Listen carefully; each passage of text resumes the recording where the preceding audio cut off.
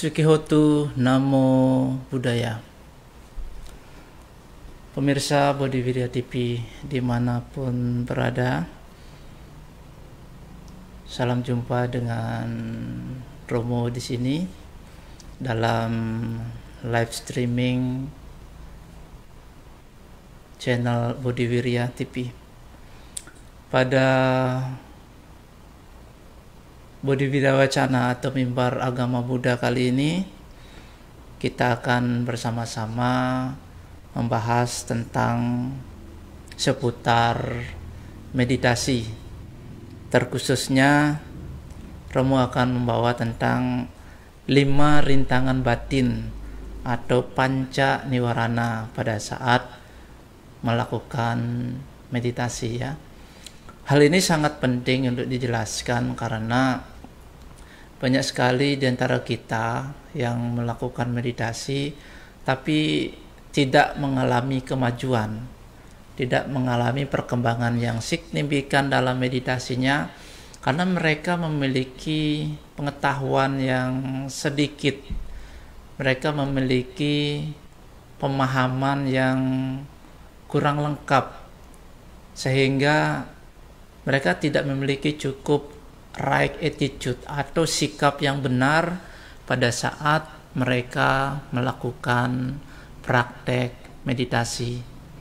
Oleh karena itu, pada kali ini kita akan membahas 5 rintangan batin yang membuat meditasi kita sulit berkembang. Oke, kita masuk yang pertama.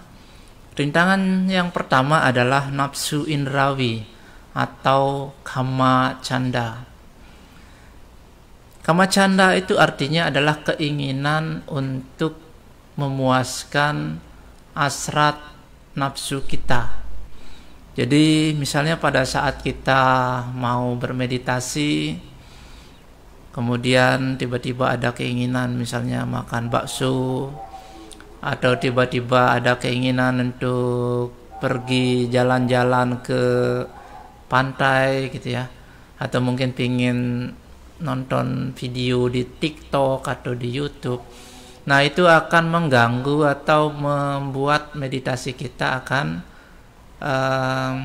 tidak maksimal. Kalau kita sudah diintai atau dikuasai keinginan tersebut, maka kita tidak akan bisa duduk dengan tenang.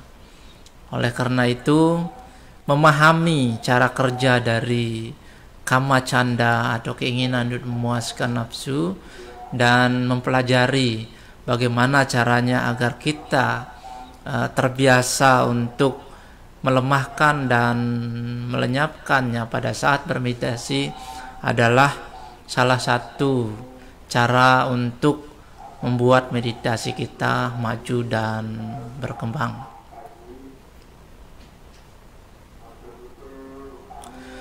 Kemudian rintangan yang kedua adalah vyapada atau kehendak jahat. Jadi pada saat kita bermeditasi, kalau kehendak jahat atau vyapada ini muncul di dalam diri kita, maka itu akan membuat meditasi kita akan gelisah juga, akan tidak tenang juga.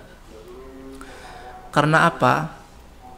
Karena kehendak jahat ini akan menghantui diri kita. Kehendak jahat ini memiliki turunan kebencian atau ketidaksukaan gitu ya.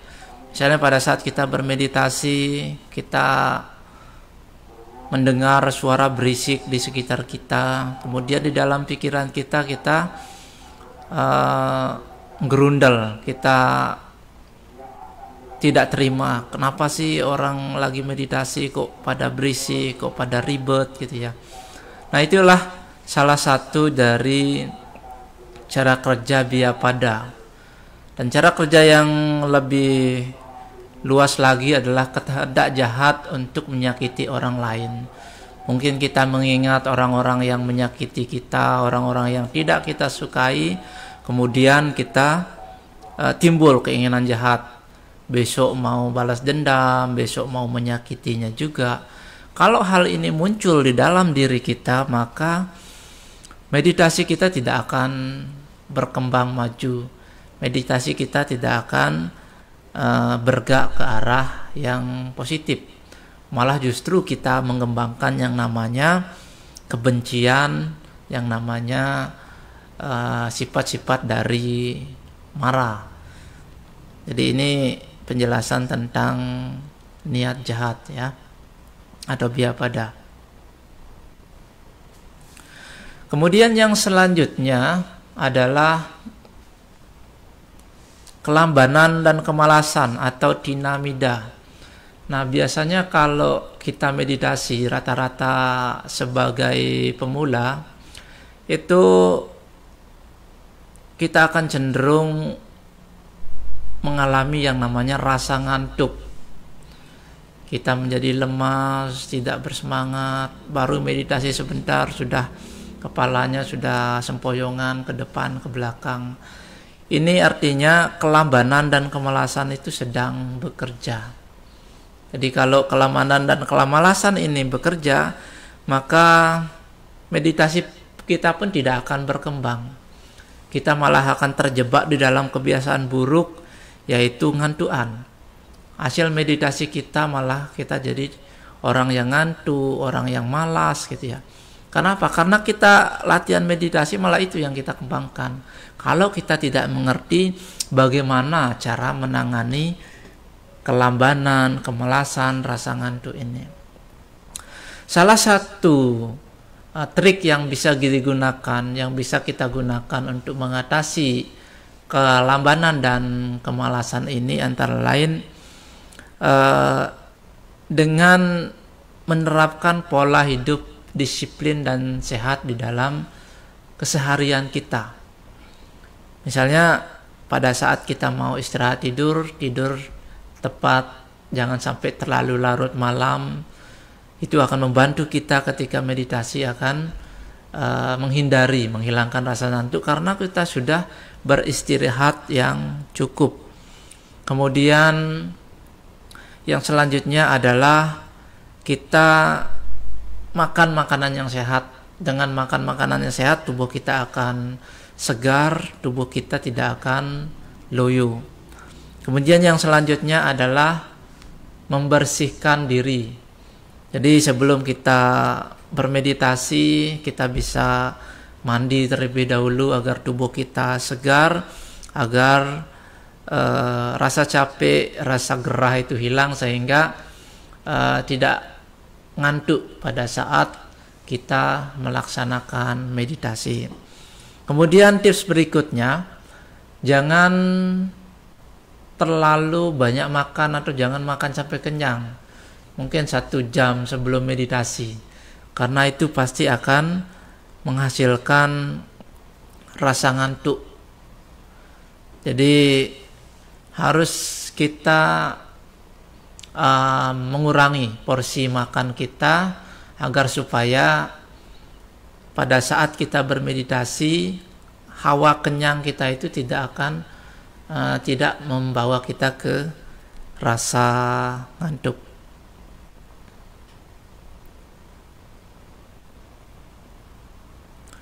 Kemudian poin selanjutnya adalah poin yang keempat, yaitu keresahan dan kekhawatiran, udaca kukuca. Kita resah, kita tidak tenang. Hal ini bisa terjadi karena pada saat kita bermeditasi mungkin kita baru melakukan aktivitas duniawi yang berat. Misalnya pada saat kita baru pulang kerja, kan kesibukan atau rutinitas atau beratnya pekerjaan di rumah di tempat kerja itu kan masih ada di dalam pikiran kita walaupun kita sudah pulang. Sehingga pada saat kita duduk bermeditasi, gambaran-gambaran pada saat kita bekerja itu masih terngiang-ngiang. Sehingga kita menjadi gelisah, kita menjadi tidak tenang. Kalau kita tidak bijaksana, akan timbul juga kekhawatiran tentang apa yang kita kerjakan atau mungkin implikasinya di masa depan. Inilah bagaimana agar supaya pada saat kita mau bermeditasi, setidaknya jeda waktu dari kepulangan kita dari beraktivitas yang berat, pulang kerja atau dari kegiatan-kegiatan sosial, mungkin bisa 1 jam, 2 jam gitu ya. 1 jam, 2 jam bisa istirahat dulu atau mungkin membersihkan diri dulu sehingga kegelisahan atau segala permasalahan yang ada di pikiran kita selama kita bekerja itu tidak mengganggu kita pada saat bermeditasi, ya, seperti itu. Untuk yang pemirsa Bodhiwira TV yang sempat online bisa menyapa ya. Saya hello di kolom komentar. Jadi pada siaran langsung kali ini kita membahas tentang 5 rintangan di dalam meditasi ya. Atau mungkin bagi Bapak Ibu yang punya pengalaman meditasi, ada pertanyaan-pertanyaan yang mau ditanyakan, bisa langsung ditanyakan melalui kolom komentar. Nanti Romo usahakan untuk menjawab semaksimal mungkin. Jadi itu ya, bagaimana keresahan dan kekhawatiran atau udaca kukuca terjadi dan bagaimana cara meminimalisir pada saat kita melakukan meditasi. Jadi usahakan jeda waktu kepulangan kita dari kerja atau melakukan aktivitas berat itu mungkin 1 jam, 2 jam. Kemudian usahakan mandi dulu agar pikiran, badan menjadi segar gitu ya. Kemudian yang selanjutnya adalah biasanya orang resah, gelisah juga kalau mereka pemula dan mereka meditasinya itu di tempat terbuka, di tempat yang banyak keramaian. Itu juga akan membuat mereka akan timbul keresahan dan kekhawatiran. Oleh karena itu, sebagai pemula mungkin bisa menyediakan suatu ruangan khusus, altar khusus, atau mungkin memiliki kebun yang tenang dan sunyi gitu ya, bisa melakukan praktek meditasi di sana ya.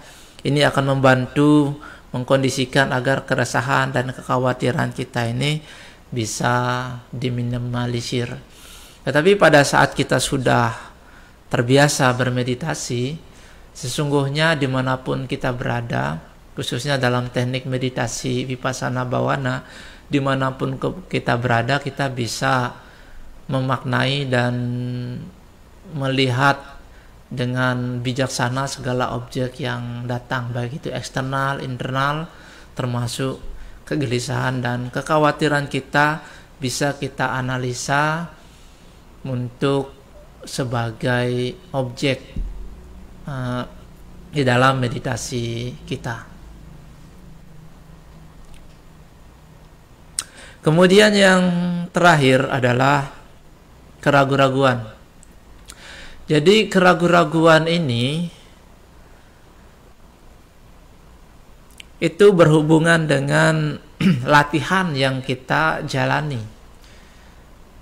Kita ragu apakah meditasi yang kita jalankan ini sudah benar apa enggak.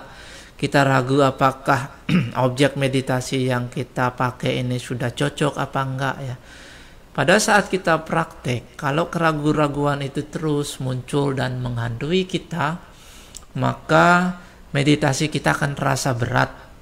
Ibarat kita memanggul batu besar di pundak kita, kita tidak akan bisa berjalan cepat. Kita tidak akan bisa mencapai tujuan dengan cepat. Jadi keraguan-raguan ini hendaknya dihilangkan dari batin kita agar supaya meditasi kita berkembang. Salah satu caranya seperti apa? Salah satu caranya adalah dengan membaca panduan-panduan bermeditasi ya, istilahnya pariyati dulu.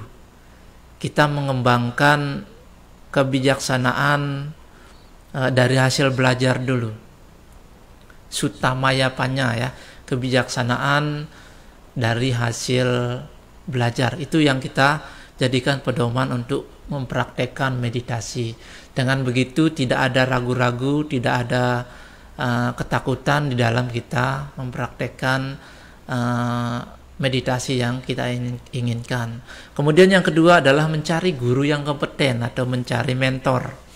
Dengan mentor yang mungkin sudah berpengalaman, tidak hanya pengalaman menghafal teori, tetapi dia juga pernah melakukan praktek meditasi, ini akan membantu kita lebih percaya diri dan lebih yakin terhadap apa yang kita jalani atau meditasi yang kita praktekkan. Karena sudah ada mentor atau sudah ada orang yang memahami, baik itu secara teori maupun pengalaman, apa-apa yang belum kita ketahui, apa-apa yang masih membuat kita menjadi ragu. Oke, Bapak Ibu, saudara-saudari sedharma, pemirsa Bodhi Wirya TV khususnya di Facebook.